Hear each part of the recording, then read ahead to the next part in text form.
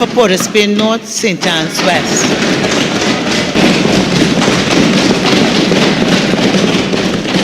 Thank you very much, Madam Speaker.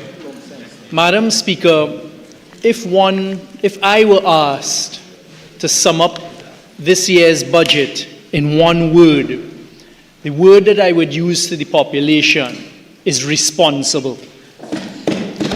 What was delivered this year by the Minister of Finance and by this government is nothing short of a responsible budget that takes into account not only the needs of those who are most worthy in society, but also in the balancing exercise. We sat here, Madam Speaker, and we listened to just about 3 hours and 40 minutes by the Leader of the Opposition. And it is very easy when one is in opposition with no responsibility to say, I will implement this, I will build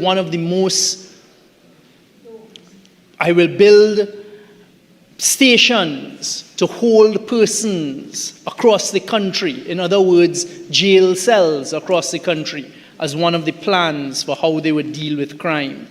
But the question that was raging through my mind as a citizen is, where would the revenue come from? Because it is easy to stand and it is easy to sit and it is easy to say, I will do this, I will do that. But where does the additional revenue come from? I waited very quietly to be told as a citizen, go onto our website and look for a document as to where revenue would come from. You see, Madam Speaker, that in itself sums up for me as a citizen how irresponsible certain people who aspire to office and to guide this country are. Because a budget is all about a balancing exercise. On one hand, you have to legally and legitimately raise revenue. And on the other hand, you must balance it also with legal and legitimate expenditure. And that is one of the most important tasks that a government has. Fiscal maturity and responsibility, which we can see, having listened for 3.5+ hours, will not come from those who are offering themselves for office. This government, Madam Speaker, despite what was said, has been focused on raising revenue. This government has spent the last 9 years ensuring not only that there was sufficient revenue for the present period of the 9 years, but also securing the future of Trinidad and Tobago by ensuring in very difficult and volatile times that there will be a revenue stream for the future. And one of the things that citizens have to give consideration to, Mr. Deputy Speaker, is who will manage that period? Who will manage the period to ensure that those revenues, especially the revenues that will begin to flow from the first or second quarter at latest of 2027 back into the coffers and the treasury, who will manage that in a responsible way and manner?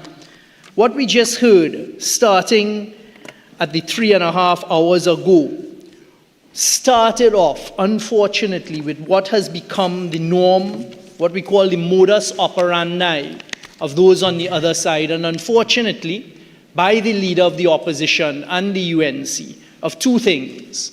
One, personalizing attacks on individuals, which is something, as a Member of Parliament for Port of Spain North, St. Anne's West, and as a concerned citizen, I dismiss and I condemn here today. The continued personalizing of attacks on individuals both inside of Parliament and outside of Parliament by the Leader of the Opposition, as well as those on the other side, is something that we, the citizens, will see, have seen, and condemn. The second thing that we've seen, unfortunately, and we've had to listen to during the former Speaker's presentation, is a number of untruths, a number of attempts to mislead the population, which unfortunately, once again, seems to be straight from the playbook and has become the modus operandi. I sat here and I listened, and the two best examples that jump out at me, and it was repeated twice, it was stated twice, it was repeated after the first time, An untruth told by senior counsel, by the leader of the opposition, is that this government has raised electricity rates and water rates in the last 9 years. Completely untrue.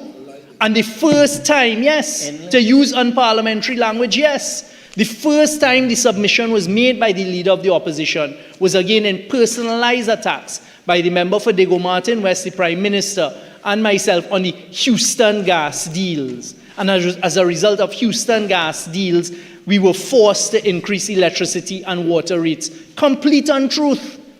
And for someone who is aspiring to lead this country, and someone aspiring to hold the office of Prime Minister again, to make such a blatant misrepresentation, and not even a misrepresentation, an untruth, deliberately to the population. What are they taking us in the population for?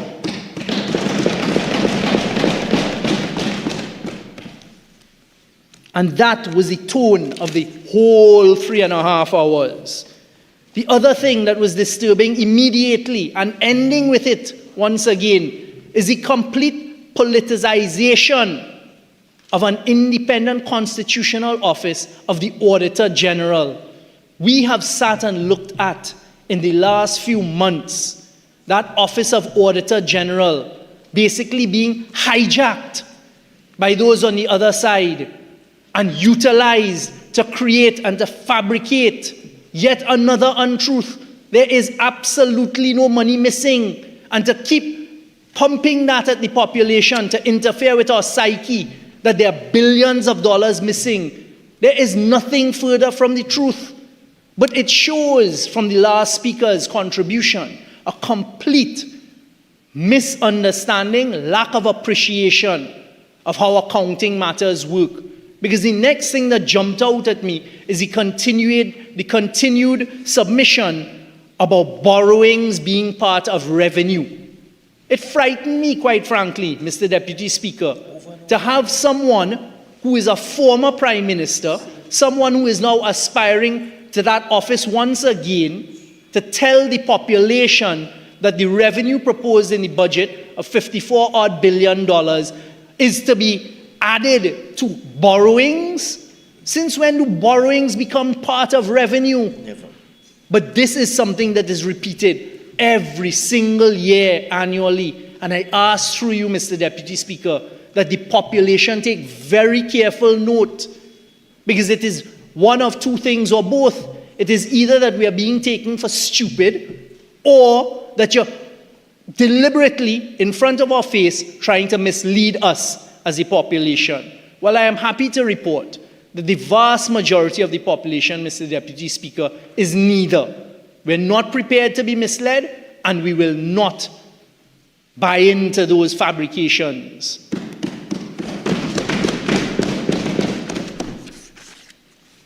The addition of $16 billion borrowing and the creation of this hype that something was wrong in that. Out of the $16 billion that are borrowed, the vast majority of it is for refinancing.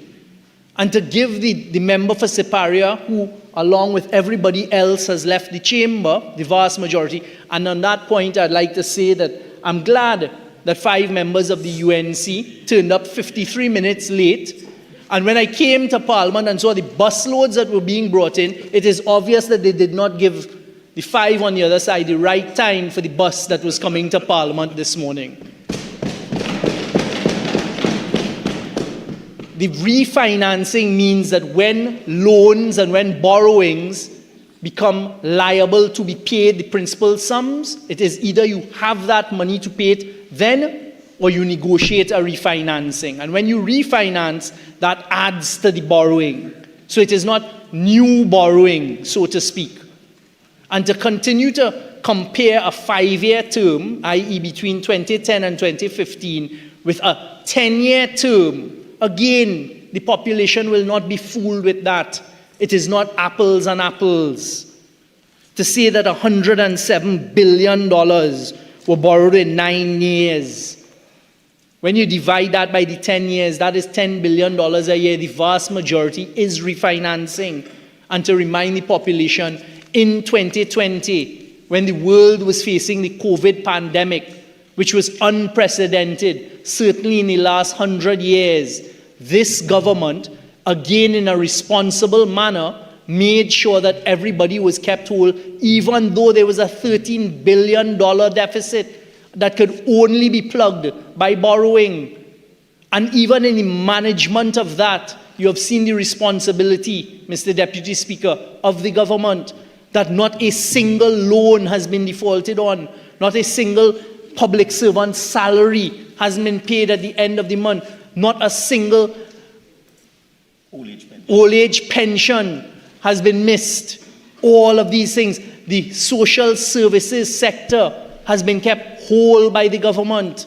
Not only the pensions, the disability grants, the teachers' salaries being paid. Another ridiculous submission I heard from the leader of the opposition was when talking about going to e-books and asking, well, where will the connectivity come? The school system has gone through that during COVID. One of the things that was upgraded in schools during COVID was connectivity. But what it shows, Mr. Deputy Speaker, is the complete disconnect that we heard today from the leader of the opposition and what is really going on the ground, what is going on in our school system, what is going on in our finance system, what is going on in the education system and the healthcare system. An inordinate amount of time spent attacking the healthcare system, something that we saw firsthand arose in COVID, when those who are mandated with the responsibility in an unknown virus that was sweeping the globe, keeping us alive, keeping us whole, the CMO, Dr. Roshan Parasaram, ORTT, and his team, we saw those on the other side attack relentlessly, week after week, those healthcare professionals. We saw it again today. That is reprehensible, and I condemn it, and I use the opportunity today to give genuine thanks to every healthcare worker in the public healthcare system in Trinidad and Tobago. You have seen a government that has completed a number of state-of-the-art hospitals. And as a member for Port of Spain North, St. Anne's West, I thank the government for taking the difficult decision to find the money to build the central block at the Port of Spain General Hospital that will be completed early next year. Because that is for the people of Trinidad and Tobago, a healthcare system that is functioning. A few weeks ago, I was with the Minister of Health, where we had Corporate Trinidad, one of our energy sector companies that were also attacked today by the member of Sipari, and I'll come to that in a short while. PPGPL donating over $10 million to the healthcare system in Trinidad. Talking about cancer care, under this government, cancer care is being provided to the public with no corruption. And that is what the population has to remind itself of. For the last 10 years, this government has been able, in difficult times, to provide everything: healthcare, education, the police service, the prison service, senior citizen grants and pensions, without any corruption that we were hearing about every single week. And yes, we will continue to work to pay our debt. And another thing that I'd like to put on the record through you, Mr. Deputy Speaker, is there can be no better independent measurement of our government and of our country's fiscal stability than the IMF and the rating agencies. And I noticed today we didn't hear the launch of attack on either. And you know why that is, Mr. Deputy Speaker? Because I can stand here today without fear of contradiction and tell the population that having just completed an Article 4 by the IMF, as well as Standard & Poor's, Moody's, Carrie Chris, and Finch, this government has managed us very well, and all have continued to give us the highest levels of ratings. There is no better measurement of that. And in fact, they are so in tune with us that when we had a recent FID taken from Manatee by Shell, Moody's, I believe it was at the time, came out with a supplemental on Trinidad and Tobago to talk about exactly what the government had told them would happen, has happened, and it augurs well for the future of Trinidad and Tobago. So I am asking Mr. Deputy Speaker, the population through you, to play absolutely no heed and no notice to the naysayers on the other side and those who may try to affect our psyche otherwise. Because when you look at those rating agencies, if they had downgraded us, or if they said there were problems coming, they would be the red flags. They are independent, and that is their job.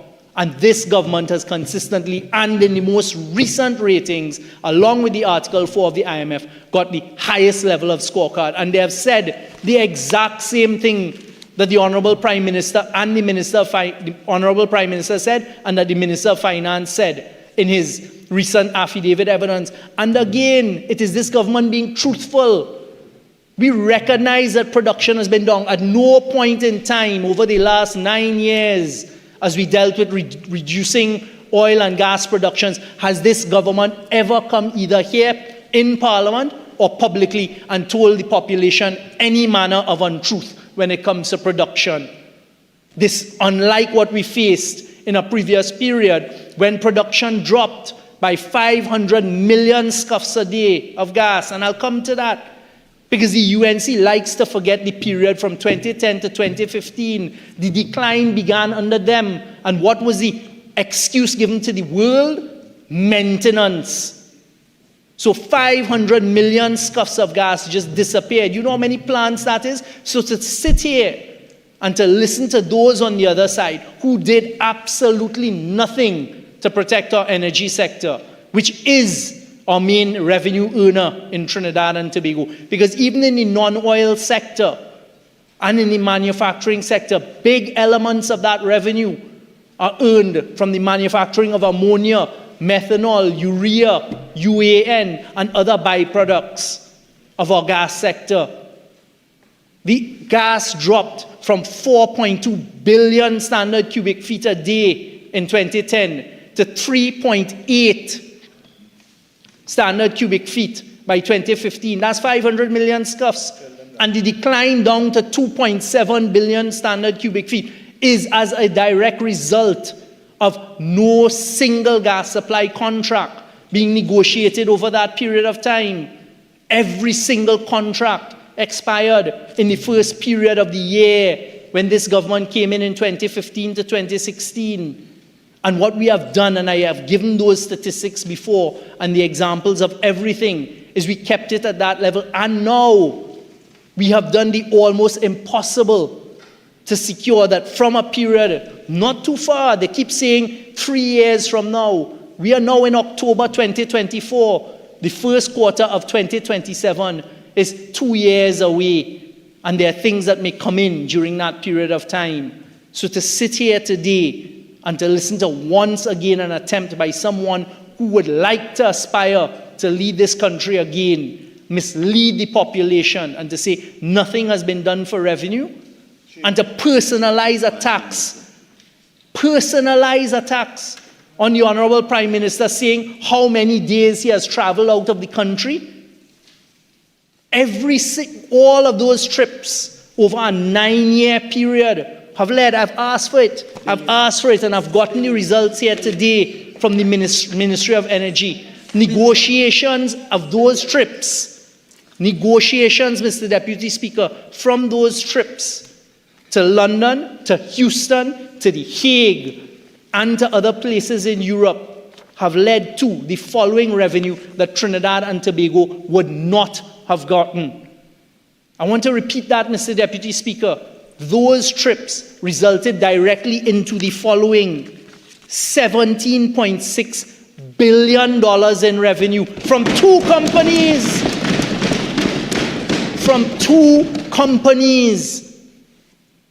$17.6 billion that we, the population of Trinidad and Tobago, would not have seen. So don't come here today and say this government has done nothing about revenue. And then a most ridiculous story saying how when BP told us that we would earn no tax and no revenue until 2024 as a result of the fiscal policies put in place by the previous government, and to try and categorize that as not telling the truth, and then say BP paid billions in tax. The result that we collected those billions from BP in tax is because this government in 2017 introduced a royalty at the wellhead of 12.5%. It is us who had the fortitude and the courage in 2017 to say that every single molecule of gas, every drop of liquid oil coming out of the ground should be taxed at the wellhead, so you can't go and deduct expenses off of it. Because what their policy was to allow the expensing of everything, all of the money being spent as against profit, which meant you would receive nothing. So I find it offensive, Mr. Deputy Speaker, to sit here and to think that persons who want to lead this country would be so blatant in their attempts to mislead a population and to tell untruth after untruth. And I also want to use, because I think it's very useful when we use independent people, and it's not the government speaking about the government, an article published in the Trinidad Guardian on the 5th of September by someone who is not known to have any favor with the government or to say the nicest things about the government at times. An economist from the University of the West Indies, Dr. Valmiki Arjun, speaking about revenue. All that I've just said, Mr. Deputy Speaker, if you would allow me, on the 5th of September of this year, this is what he said. However, Arjun explained that the returns were far lower, this is about energy revenue, for the first 9 months of this fiscal year compared to last year. The returns were in fact good compared to even some of the pre-pandemic years due to the government's renegotiation of energy prices for the sector. Quote, what is noteworthy is that the energy revenues for the first 3 quarters of this fiscal year are in fact higher than the energy revenues from the immediate pre-pandemic era. So what the data shows us is that the revenues earned for the first 9 months of this year are in fact higher than the energy revenues for the same period in fiscal 2018 by about 2.4 billion and higher than the energy revenues earned in fiscal 2019 for the same period by 1.2 billion, despite production being higher in those years, i.e. the pre-pandemic years, by well over 1 billion standard cubic feet of gas, said Arjun. So 1 billion standard cubic feet of gas more, meaning 3.7, and we continue to earn the same higher revenues as a direct result of what this government negotiated. And I want the population to understand that is why we were taking all the trips that we took with the Prime Minister. And I can also say that there was no entourage on all of those trips. It was always the bare minimum of persons on those prime ministerial trips. And I will come, because I've also gotten the information to do an apples by apples comparison. And maybe now is the appropriate time to tell the population of what it was going on during that period, seeing that you have the audacity to attack the salesman and the statesman who's earned from 2 companies alone over $17.5 billion for the people of Trinidad and Tobago. Compare that to the following. The period of 2010 to 2015, and I'll come to the Prime Minister's expenditure for this, not expenditure, the budget for this year. The Prime Minister's establishment for the period 2010 to 2015, $122.6 million. Events, $47.8 million. The total spend for that period, $170 million, compared to the period of 2016 to 2020 of $52 million. $120 million spent by the member for Siparia for entertainment, and 2, it had to be 2, maybe 3, but 2 Prime Minister residences that they were running at the time. $170 million versus $50 million. A savings of $120 million. And then to come and talk about travel. the travel figures during that period of time, which resulted in not a single cent of additional revenue to Trinidad and Tobago. Not a single cent. Overseas travel for that period of time, $19.5 million for the office of the Prime Minister alone. And we know on some of those trips, two come to mind, Brazil and India. They had everybody, all the friends and the financiers and all the state companies joining the massive entourages. So, Mr. Deputy Speaker, it is offensive to me as a citizen and as a member of Parliament, as somebody who is working responsibly to ensure that there's a future for this country, to sit here and to listen to any comparison and to the personalized attacks, because it will continue. And I denounce it and I condemn it.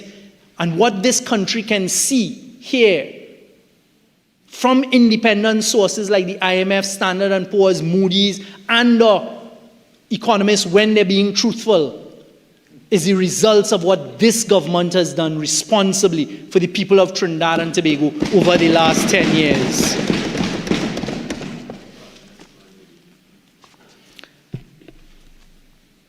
And that was part of the whole personalized attack. Well, where is the greatest salesman? Fail. Rowley and Young, fail. Houston, and then tying that to an increase in electricity rates that has never happened. Complete figment of their imagination. But I put the population on notice, typical of those on the other side, as they continue to attempt to interfere with the psyche of the population of Trinidad and Tobago and to tell untruths to the population of Trinidad and Tobago. The next amazing submission, was that the UNC has consistently brought legislation to protect children. And listing a whole suite of legislation, Mr. Deputy Speaker, through you. The legislation might have been brought under the administration. They did absolutely nothing to implement it. Not a single thing. They introduced a Children's Authority. And you know what is offensive to us, the citizens? The day after they demitted office from 2015, the same former Attorney General, who is on criminal charges, not one, not two, he's on bail for a number of criminal charges, launched a suite of litigation against the taxpayers of Trinidad and Tobago for the same suite of legislation, one after the next, for a law that they passed and proclaimed without putting a single thing in place, because that is the model. The model is to abuse the citizens of Trinidad and Tobago. And then you know what I also recall? When we, on this side, were passing legislation to amend the age for children to be married or not to be married, to stop child marriages, I want the population to remind themselves of what happened on the other side. Not only did they do, in my view, what I continue to hold is an unconstitutional switching out of senators.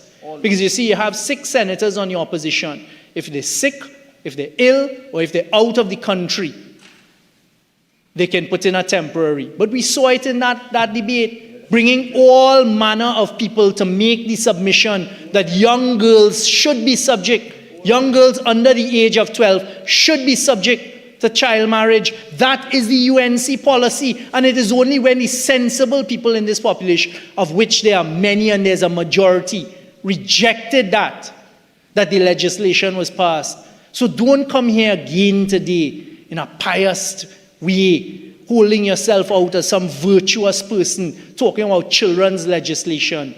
And today I take the opportunity to applaud the Minister from Tobago East for the work she has done over the last 9 years of building out and implementing that legislation, often under pressure from us, her cabinet colleagues, to reduce cost.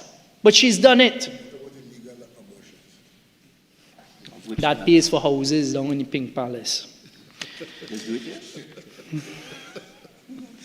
And then asking about $400 or $200 million allocated to the Office of the Prime Minister for building and what this is about, to try to create once again the spectre as though there's something amiss with that.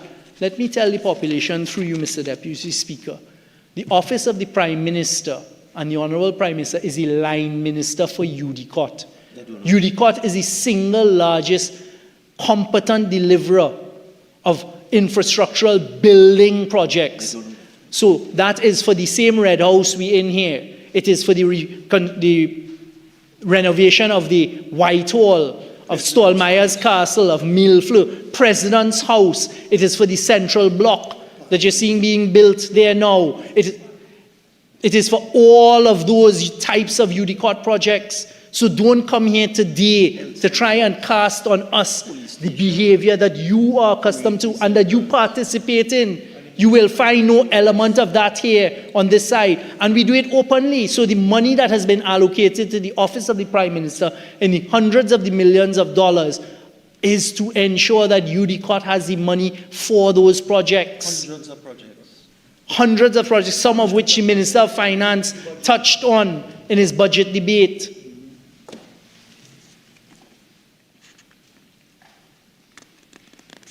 Government took away laptops. How will the children be able to access what devices would they use? Mr. Deputy Speaker, this laptop cry has really reached the end of the road because this government does have a laptop provision policy in place. But this government has done it responsibly because there is no corruption in the procurement of the laptops. What we did is we grilled the Ministry of Education. We made sure you have the right specs for the children. We made sure that the laptops could stand up to the rigors of use by children in school. And then we did not just go and hand out laptops to everybody who wanted one. We made sure that taxpayers got the maximum benefit of their money and their dollar by making sure a means test applies and every child who cannot afford a device is provided with a device, and the same goes for teachers. That is how the PNM implements policies on behalf of the taxpayers, always protecting the taxpayer dollar in a responsible manner. So to say that we got rid of the laptop program is untrue. We trimmed it down to where it is supposed to be. And schools have the Wi-Fi, schools have the connectivity, and those that don't will be provided with it. But we've proved that the system can work, as the population should remind itself when we came out of the COVID period. And the government will continue to provide laptops and devices to those children who need it and and their parents cannot afford it. The same way we implemented the book grant system again this year. And it is not that this government does not want to do more, but it is because this government continues to be responsible and is not populist. And we're not going to do exactly what the leader of the opposition said, put the future generations in debt for populist decisions. I was shocked at the end of the leader of the opposition's contribution to say that they will reintroduce the baby grant. Imagine that. Yeah. I was shocked to hear at the type of policies that they're openly saying they're going to abuse the taxpayers with. Not a single one is responsible. Even the right to bear arms and the right for... It is all tied back to exactly what Justice Stanley John spoke about, a well-oiled criminal enterprise, as is being discovered now.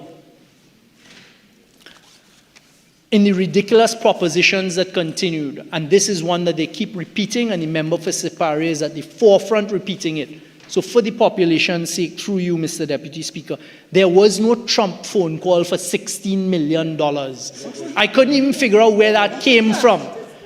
There was a phone call by President Trump, one of the early phone calls as he was making calls when he became president, to leaders across the world. Trinidad and Tobago, because of its importance in the region, was one at the top of the list. It was Panama, then Trinidad and Tobago. And I was with the Honourable Prime Minister when he took that call in the US Embassy at the request of the President of the United States on a secure line. And the call didn't even cost us the call of a TSTT call.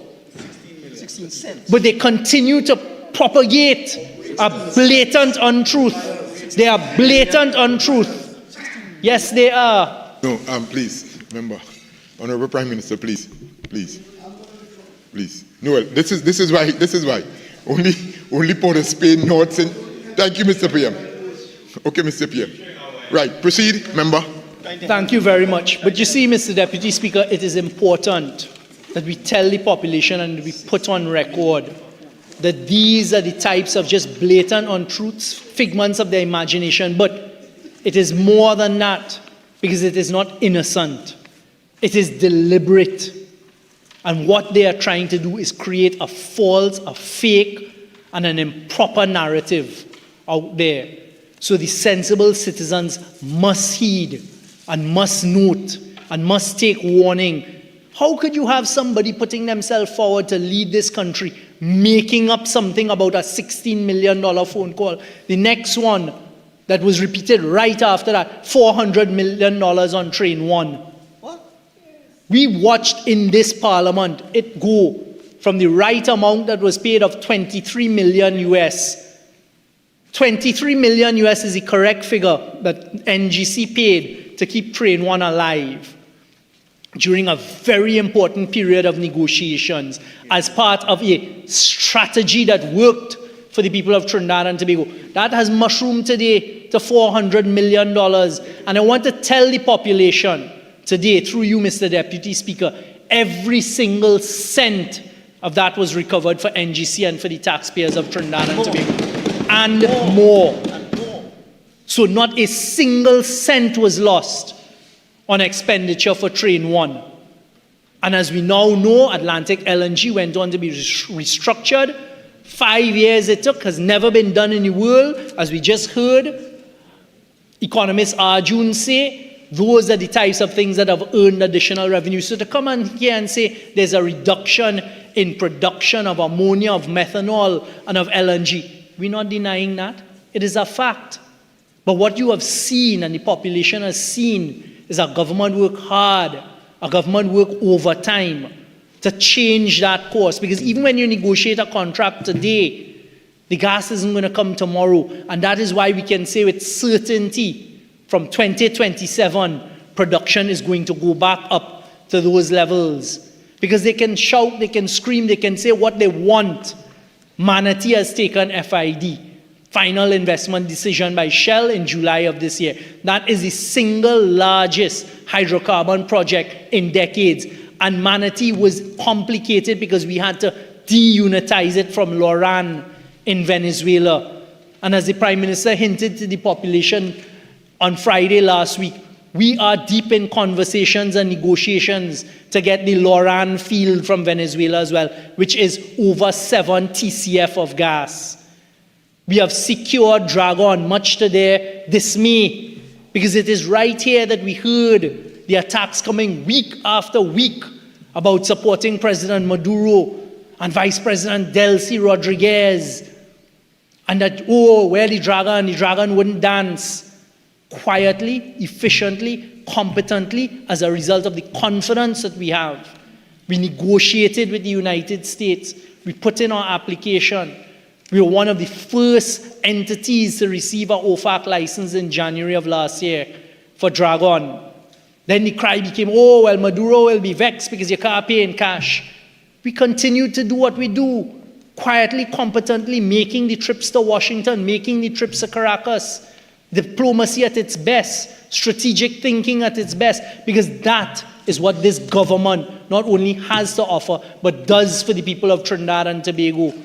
By October of last year, we had gotten an amended OFAC license that we could pay in cash by the 21st of December 2023. So this is why I'm reporting on it. Since the last budgetary period, 21st of December 2023, I am proud that we were able to negotiate and secure a 30-year license for exploration, production, and exportation of gas to Trinidad and Tobago from the government of Venezuela. And I can report here today that a survey ship is about to enter the waters of Trinidad and Tobago within the next week. A survey ship is about to enter the waters of Trinidad and Tobago to launch from here to to go and survey the Dragon gas field because things are proceeding apace with NGC, Shell, and the government of Trinidad and Tobago. We have delivered the plan as to how we intend to explore and produce the Dragon gas. The survey ship is coming in within the next week, and very shortly it will be in Venezuela. Coquina Mannequin, Yes, man. another one. Those on the other side were screaming and shouting when one of their people who writes for Reuters came out with an article saying that when the general license for OFAC in April of this year expired, that's the end of Coquina. BP will pull out. The facts are we had already begun our discussions with the United States, put in our application, and as the country now knows, shortly thereafter, in May, on the 20th of May this year, we got an OFAC license that carries us all the way to 2026 to go ahead, explore, and produce and export the gas from Coquina, which is part of a unitized field in Venezuela. May. By the 24th of July of this year, once again, I am proud that on behalf of the people of Trinidad and Tobago, we were able to go to Venezuela and obtain and execute, and we have in our hand a 20-year license now for BP and NGC to produce the gas from Coquina. And you know what's better than that? A few short weeks thereafter, we had a state-of-the-art 3D seismic survey vessel go across, survey Coquina as well as Mannequin, and they've completed the surveying of that field in August of this year. That is our government working for you. That is what this government does. That is what our revenue will do. And it doesn't end there, Mr. Deputy Speaker. That same 3D seismic vessel has now gone on to survey a block in Trinidad's waters called UC that has broken the record in this country for going out for a shallow water bid round, to an award, to a negotiation of a PSC, an award of the PSC, and the seismic is going on as we speak now, all in the matter of months. So we are doing everything possible with our domestic fields as well. And I have here a long list, because they like to say nothing will go on apart from Dragon and these things. This year alone, this is what has happened since this beginning of the last fiscal. With BP, infill drilling in Savannette, Mango, and Angeline. 2, SIP natural gas development, commenced drilling in quarter 2024. The 3, Ginger development plan submitted to the Ministry of Energy in quarter 3 of 2024. The drilling is expected in quarter 1, 2025, subject to our approval of the plan and FID. 4, we secured the Coquina license from government of Venezuela with NGC as a partner to advance work on the Mannequin Coquina cross-border field. 5, Mannequin seismic acquisition as part of the cross-border Mannequin Coquina field completed. Seismic acquisition in deep water over blocks 25A, 25B, 27 joint with Shell. We have completed the survey over the 3 deep water blocks awarded to BP and Shell. Record time. 7, Frangipani exploration well expected to be drilled quarter 4 this year. 8, the joint development of coconut with EOG as announced. Now Shell, Manatee FID taken in July 2024. Dragon license acquired in December 23. Aphrodite gas development commenced discussions with the Ministry of Energy to fast-track the developmental plan approval. EOG, drilling to commence on Mento project in early 2025. We, the government, managed to secure it EOG, and we've secured it with Shell as well, that the Tofco plant, the Tofco yard in La Brea is now getting work as they go on to fabricate platforms that we asked them to do. That is the government working for you. That is what spurns GDP. It is what is providing employment in La Brea and environs. Back to EOG, the recompletions are underway in the Sirkan field. Osprey East, Osprey West developments completed and placed online. Woodside, we negotiated an extension of production from the shallow water areas 2C and 3A. Following negotiations with the government through the Ministry of Energy, we continue progress on Calypso, the deep water discussions. I heard the member of Parliament for Siparia asking who will bring third-party gas to Atlantic LNG. The government came up with that concept of access to LNG, Atlantic LNG for third-party gas, to get projects like Calypso across the line. Woodside is not a shareholder, so that is the line of sight. EOG are not shareholders, that is the line of sight. Any regional producer of gas can literally pull up to Atlantic LNG now, process their gas, pay fees, and then get cargo at the end. That is a P&M government. It is not only policy. Mr. Deputy Speaker, I put on record here today something I've been wanting to do for a while. And today is the right day to do it. What this government has done over the last 9 years in the energy sector, which is the single most important revenue-generating sector of our economy, is we have taken it to the next level. The building of Point Lisas and that conceptualization was the first chapter for natural gas. Getting plants to be built there was the second.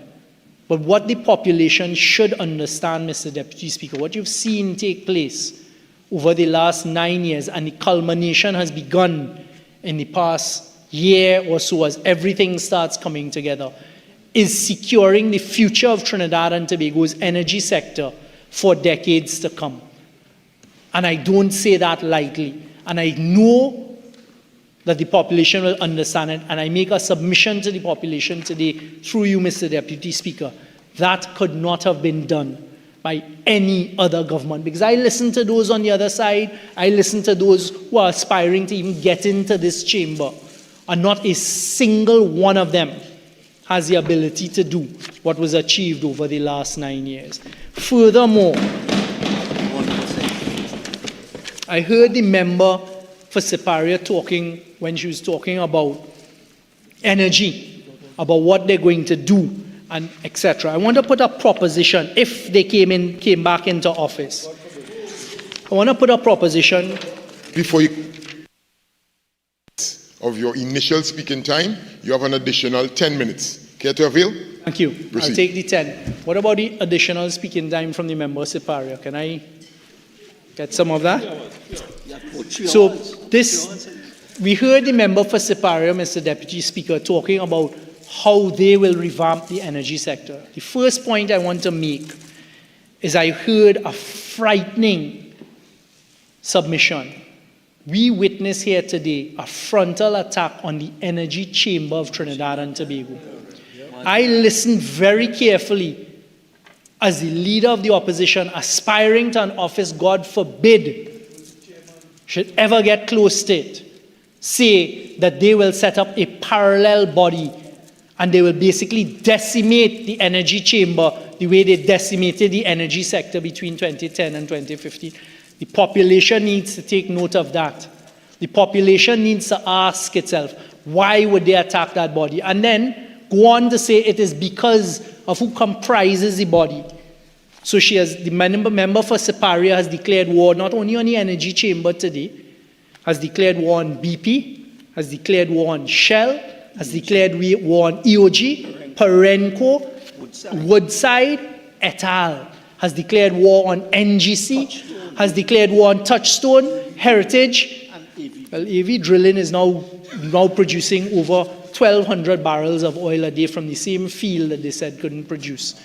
So, Mr. Deputy Speaker, if that is not a warning for us as a population, that the most important sector in Trinidad and Tobago, they are now frontally attacking a body that represents it. And I ask myself, why? And you know what it is? It's because they are an independent body. They certainly are no friends of the government when they're ready, who have been seeing what has happened in the energy sector, and they are now saying what is happening in the energy sector independently is a good thing. This proposition is an important one to the population, Mr. Deputy Speaker. We sat here for years, since 2016, all the way through to a few weeks ago, listening to those on the other side, led by the member for Oropouche East and the member for Siparia, attacking President Maduro, attacking Vice President Delcy Rodriguez. At a certain point in time, calling for sanctions by the United States on the member for Diego Martin West and myself as we try to secure a future for Trinidad and Tobago. Population, picture this. Every week we came here, Delcy, Delcy, Delcy, Delcy, Maduro, Maduro, Maduro. And they were supporting a President Guaido who was disappeared from the face of the earth. A PNM government stood firm and secured what I've just spoken about.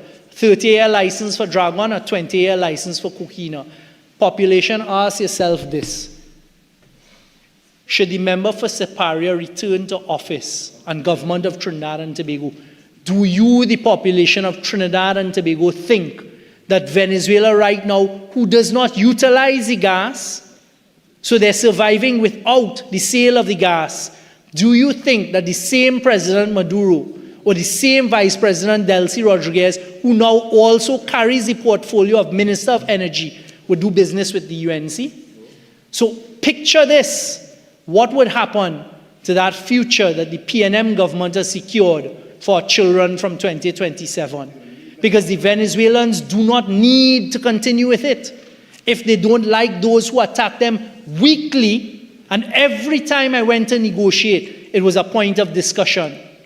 Why is the opposition attacking us? Why are they attacking President Maduro and myself when I sat with Vice President Delcy Rodriguez? Population, consider that, because that is your future. Should you take God out of your thoughts and put them to lead this country, it will evaporate in front of your eyes.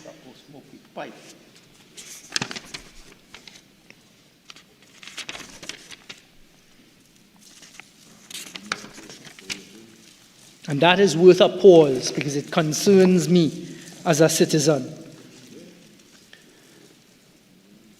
We heard one of the things, the VAT refunds. The VAT refunds. When we came into office in 2015, VAT refunds were owing of $5 billion, almost close to $6 billion. So to come here today and to take us, the population, once again for fools and to try and mislead us right in front of our face is despicable behavior by the leader of the opposition, Mr. Deputy Speaker. So once again, so what if this is the third time that the government is issuing VAT bonds? It is to repay the VAT that is owed. And you have a promise by the Minister of Finance, the Ministry of Finance, adopted by the government, that the SMEs and the smaller businesses will get theirs in cash by December of this year. So to pretend as though there's something abnormal with VAT refunds building up, and that is not something that was going on in a period where you were flush with cash. 4 BCF of gas flowing a day, high prices of oil of $120, and over $8 a MMBTU of gas. What will happen if you have to deal with oil at $20 a barrel, or on those days during COVID where it went into negative? What would have happened if we didn't renegotiate gas prices, where I can say here today with a sense of pride that this government's current gas prices are almost 3 times what you would receive from the Henry Hub price. And that was PNM policy, strategy, implemented and achieved. Versus $8.8 billion in claims that they ran up. Something hit me last night. There was a press conference yesterday, Mr. Deputy Speaker, that needs to be addressed. Unfortunately, there was another, this is now the 3rd time we've gone out as a responsible government to try and get someone who can come and take over the refinery and restart the refinery. I'm putting on record, any responsible government would want to restart the refinery. But the difference between us on this side and those on that side who want a whole government is we are not going to put the taxpayers into a position where they're incurring billions of dollars in losses as a result of restarting the refinery. So the government, whilst it may participate, maybe in a minority position, is not going to put the taxpayers to carry that burden. The first time we went out in 2018, 2019, Patriotic Energy, OWTU formed company, were the preferred bidder. We gave them a period of exclusivity they could not, unfortunately, get over the hurdle, even though we worked with them.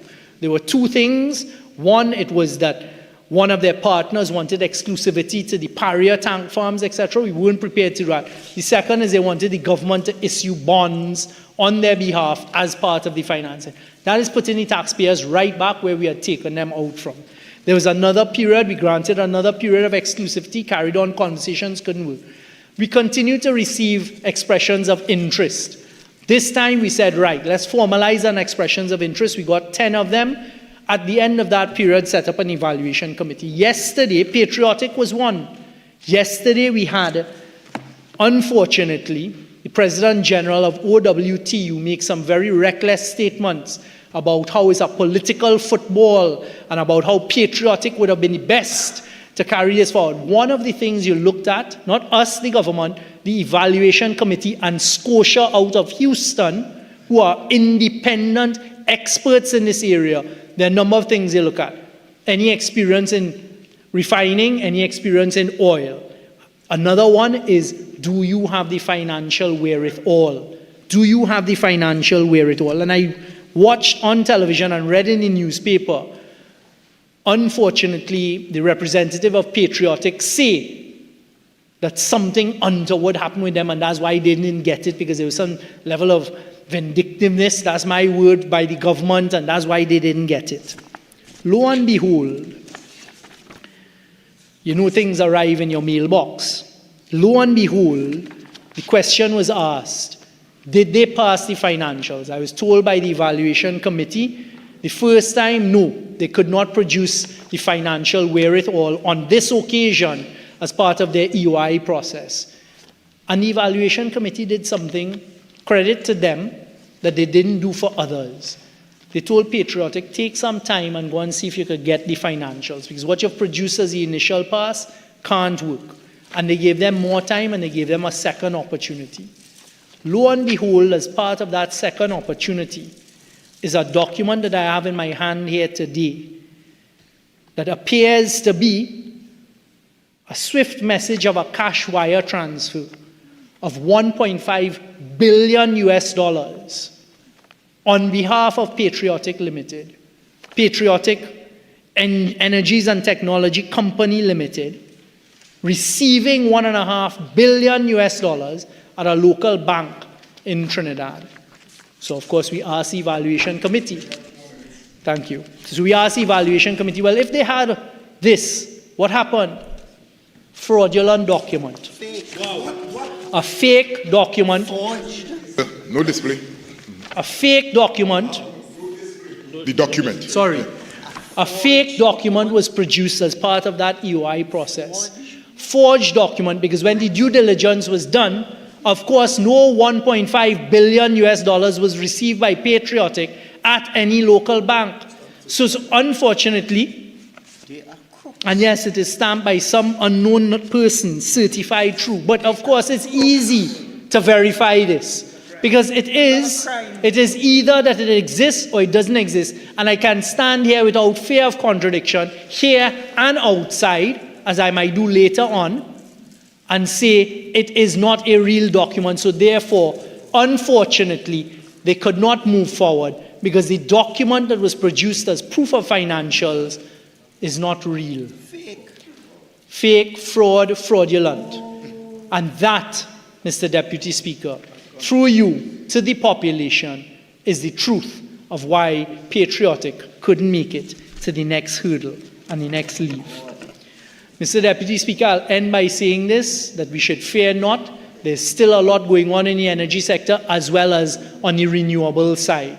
And this government that will continue beyond 2025 to manage this country's affairs in a responsible manner will always put country first and do what is best for the people of Trinidad and Tobago, that our record will show for the last 9 going on to 10 years. I thank you, Mr. Deputy Speaker.